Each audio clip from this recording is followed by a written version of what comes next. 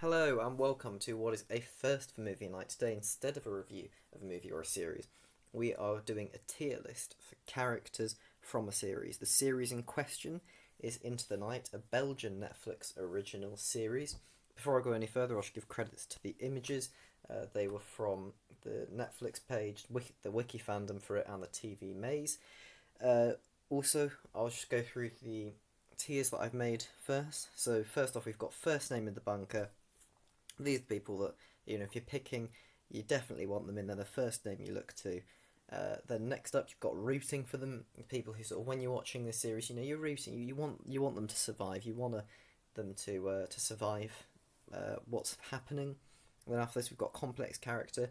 People who aren't great, but they're sort of complicated. They have some good things, some bad things. It's difficult to really pin them down. Next up, the people that are not great, are they? People who aren't awful, but people who, they're just not great, really. Then next up, you've got the people who the sun can have them. Sun, we don't even care. I'm not rooting for these people to make it to the bunker. If the sun wants to get them, it can get them. I don't care. And then, of course, we have where they all are now, which is waiting deployment. There'll be no one in that spawn at the end because they are just awaiting deployment now. So, before going into the ones, I'll just sort of quickly say that, I didn't think that they were quite important enough, the British soldiers in this, to, get their own little slot, but they would definitely be people that the Sun can have. Not only for the fact that they did a lot of awful things in Afghanistan, the general weirdness, the creepiness towards Gabrielle, who's the sort of air hostess. Yeah, they're weirdos. They're not nice people, and the Sun can have them. And I'm, relatively pleased in the context that it did. So, without any further ado, let's get into the characters that we do have here. Let's get placing them into their respective tiers. Starting off with Terenzio. For me, I think that he's maybe slightly unfortunate to not fall into Not Great Are They, but he is in The Sun Can Have Them. That's, of course, what did happen to Terenzio. The Sun did have him. And I thought that, he was just someone. Not only was there the fact that, he only really looks after himself, he didn't try and get anyone else there, the way that he conducts himself, the sort of the racism, especially with Ayaz, he's not a great individual, Terenzio, and yeah, I just think that he only really looks after number one. He tried to sort of be the boss, the big man, very sort of toxic in the sort of way that he is. So yeah, not a fan of Terenzio at all. Next up, we have Sylvie. And Sylvie, she goes into rooting for them. I'd say it's only her condemnation of Terenzio to death that's what got her into rooting for them rather than first name in the bunker. Having said all that about Terenzio, I do think that the way that she made out it was leadership to banish him to death. I thought that was not something that you really should have done in that position. I think, it's only metaphorically that the sun can have him. I think that actually the act of condemning a person to die, if he'd have just died and she'd have been like, oh yeah, I don't care, I think that would have been totally fair because that was sort of my approach. But I think to actually sort of throw away the key or handcuff him or whatever it was specifically that she did to make him stuck there, I thought that was just a bit much, bit harsh. And so for that reason, I think that she maybe, the power just in a tiny way got to her sort of, that she ended up doing that and claiming it as an act of leadership. So she just misses out on first name in the bunker, but I'm still rooting for her. Next up, we have Laura, the medic. And again, I'm rooting for her. But she's not the first name in the bunker. She's maybe unlucky to miss out on the first name in the bunker, but the main reason for this, in my opinion, is the way she was with Ayaz. I think she got over-invested and over-trusted in Ayaz.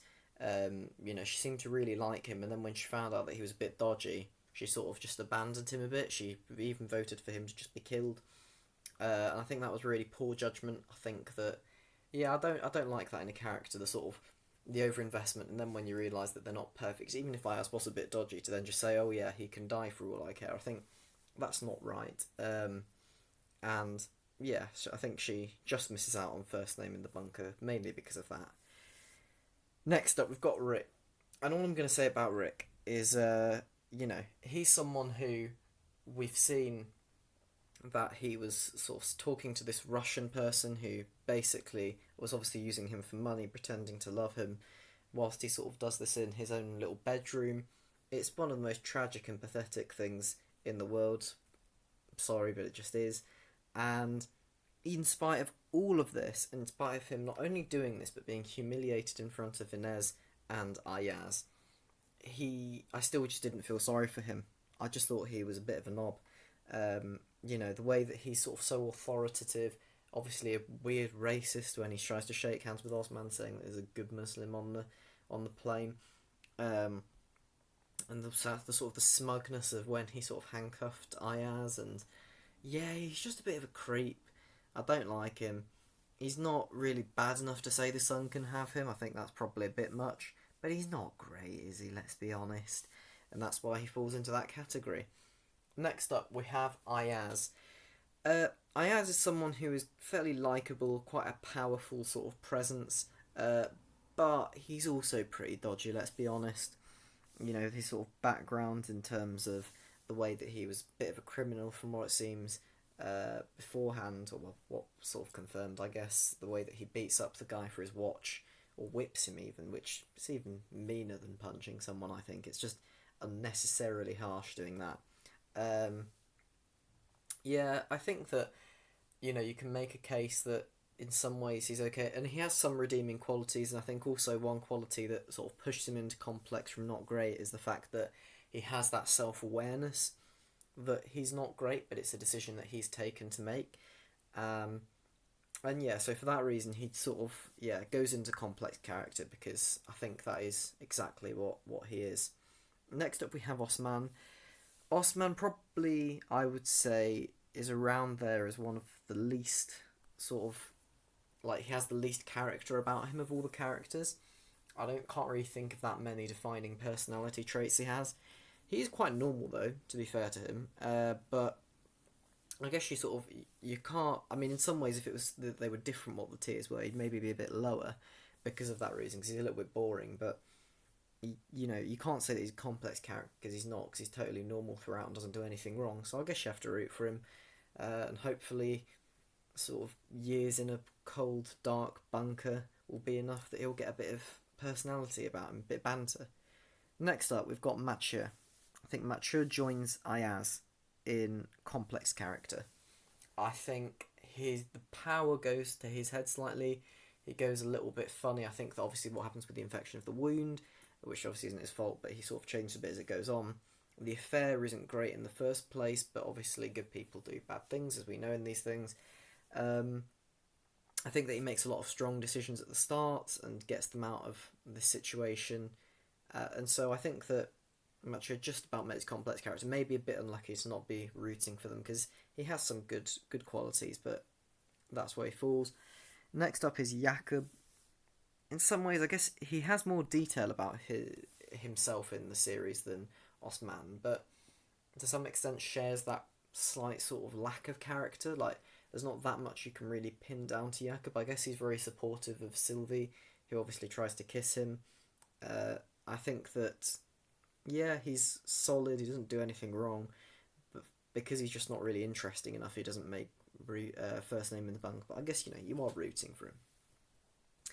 Next up we have Horst, who, again, a little bit like Osman, lucky that it's complex character below rooting for them, because he is quite an irritating individual, I find. I think he's like one of those people, and you find them a lot in life, people who, because they know, if they're basically in a group of people who know nothing about what their specialism is, they act like they're a god of that subject, and I kind of feel like that's what Horst does. Basically everyone else on this plane knows barely anything about science, which is obviously understandable because a lot of us don't, and he basically uses that to sort of make himself seem like he knows everything. I know that he says it's not my specialism, but I think that he loves it. I think he loves how everyone's turning to him, and I'm not a fan of it. I think that you just about root for him because he doesn't actually do anything wrong, but yeah, I'm not a massive fan. Next up we have Gabrielle, and this is the first of a few to make first name in the bunker. I think that Gabrielle's great, I really do. I think she's a compelling character. I think it's a shame that that creepy British guy hits on her. And yeah, I think that she's just a very solid character, quite interesting, and it's a shame that she was killed off. I think of all of the characters to have killed off, it was a bit of a shame that it was her. Um, yeah, I was very disappointed to see her die so early because I thought that she had quite a lot of interesting things about her. Next up, we go to Zara, who sort of, I guess, is combined a little bit with Dominic because he didn't get a name on this list. And yeah, I really like her again. I think that she's an interesting character. I think that her relationship with Ayaz and the way that she's only willing to have him around her son if he's a sort of type of man, um, the sort of the protectiveness. I think that there's just a lot about her character that is quite interesting, and this is why she makes first name in the bunker. She's selfless, but again, like there's no element of being like super perfect. I just think that yeah, she's just quite a solid character. And finally, I have probably, maybe for me, saved best to last, and probably possibly a favourite character for me. That's Ines. I think that Ines is someone who definitely first name in the bunker. The two are sort of first names in the bunker. Ines is first name in the bunker because she's supposedly this influencer, and you'd expect that with a movie like this, when they're in a crisis, the influencer would be scared or something, or they want to have some first class style things, but actually Ines is just actually very down to earth, very likable. She doesn't really do anything wrong. She is very solid, very supportive, and yeah, and like I think that obviously a lot of the people there, they're sort of an age group. I think that the majority of the people who are in a certain age group, they're sort of maybe, I don't know, 30 to 50 or something, with Rick being the exception. She obviously is someone that falls outside of that age bracket as someone who's a lot younger, and I just think that yeah, she holds it together, sort of has good relationships with people, and makes for a really excellent character. Anyway, if you have any views of your own about what tier people should be in, or you disagree with some of mine, feel free to leave a comment for a bit of discussion about it. Anyway, thanks for watching this movie night video, and I'll see you all next time.